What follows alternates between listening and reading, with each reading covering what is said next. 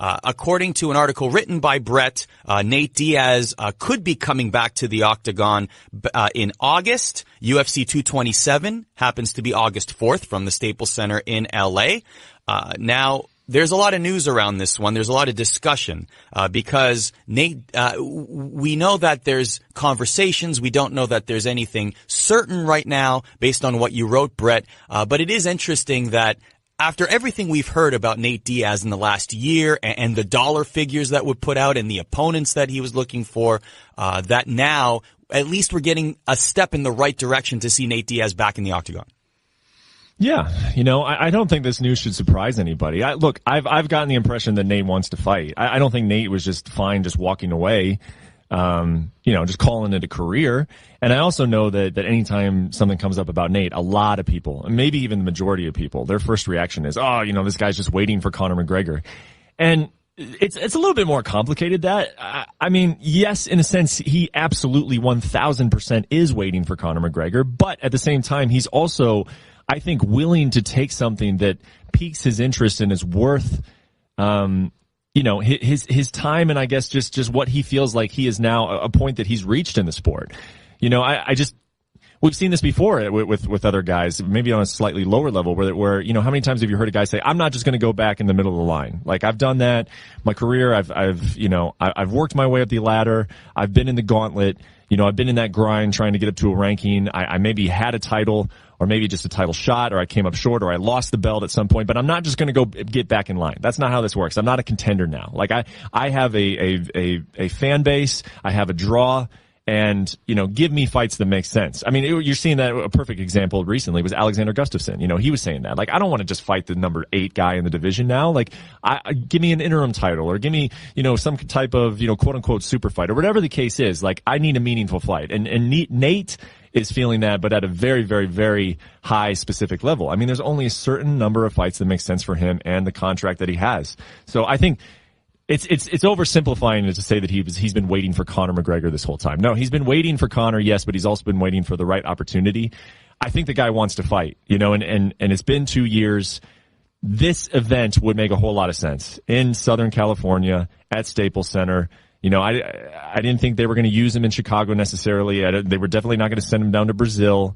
July is already looking good. It's looking solid. They have the fights that they want there. And Nate would be a perfect addition to this card. So will it happen? You never know. You never know with Nate. I mean, these guys these two sides have discussed things prior till now. But I will say that I'm getting the sense that, these are the most realistic talks that we've had in quite some time with Nate.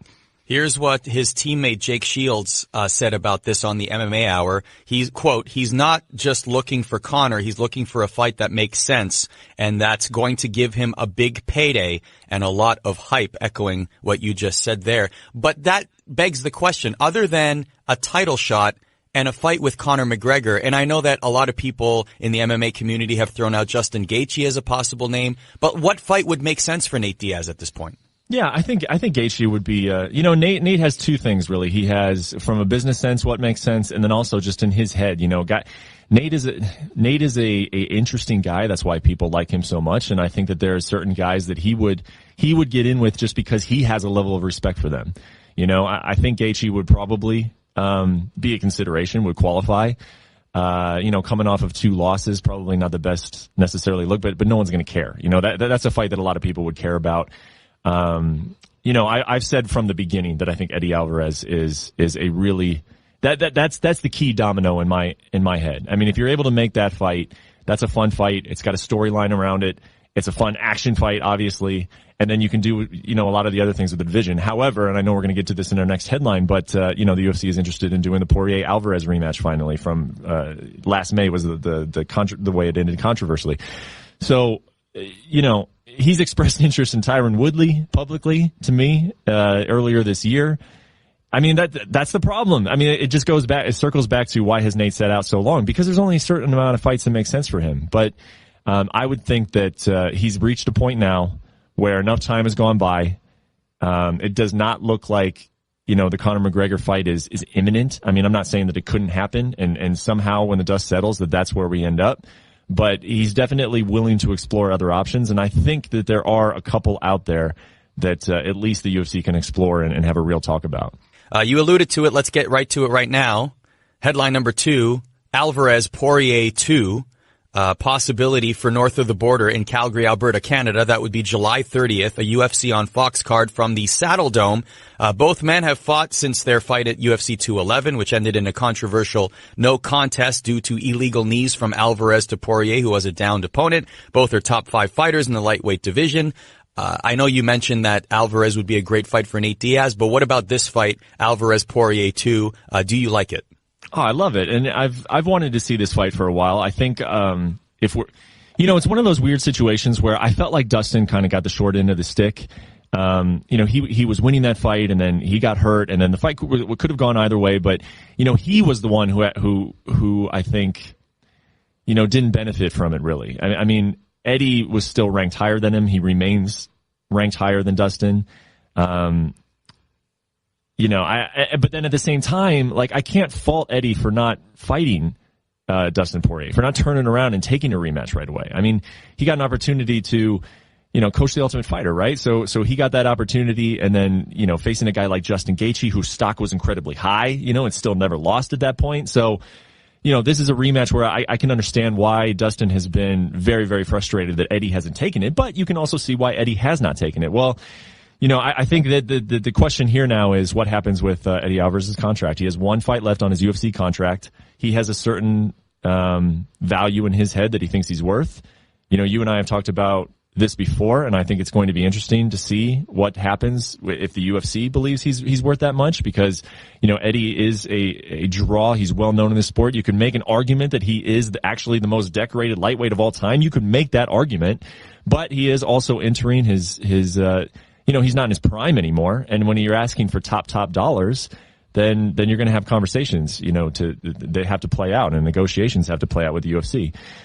The UFC wants Alvarez Poirier to headline that Calgary card from what I'm told. And, I think, we should have an answer within the next week. And really, again, what it comes down to is Eddie, because Poirier still wants the fight. He has wanted the fight forever. And I think Dustin, he's like, hey man, I deserve a title shot. However, I'm realistic. I can see, what's going on at the top of the division. Khabib is there. If Conor comes back, there's a lot of uncertainty. And I think he's willing to wait and see how it plays out unless this Eddie fight comes up. And you gotta tip your hat to Dustin Poirier, because you think about all the damage that he just took to his leg in that Justin Gaethje fight. And he is actually willing to step in for a 5-round fight against Eddie Alvarez. Dustin Poirier is a savage, man. Yeah, and both competitors since that no contest fight went on to defeat Justin Gaethje, and Justin Gaethje is the lone loss on the record of Nick Newell, which brings us to our third headline. Nick Newell finally in the UFC family. He will receive a fight on Dana White's Contender Series on UFC Fight Pass. This is a 180 from when Dana White was saying Nick Newell will never receive an opportunity at the in the UFC, and here we are. Nick Newell now will step inside the octagon at the Contender Series. I find it interesting. I understand completely why this fight is happening on the Contender Series. Nobody can say that Nick Newell does not have the resume that would earn him a spot on any prelim card, let alone a low main fight card right now. If not for the hand.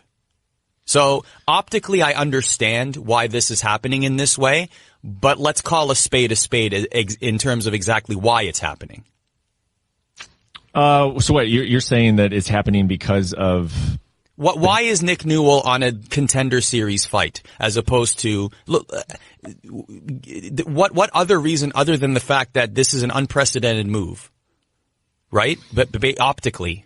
Because I'm sure that there are fighters that have fought in the UFC with much more debilitating circumstances that we cannot see. Optically, it's something that we haven't seen before in the UFC. But I'm sure fighters have fought with much more debilitating injuries that we cannot see.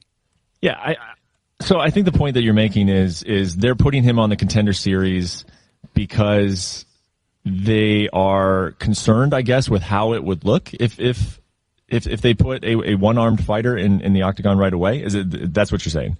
I feel like that's the case.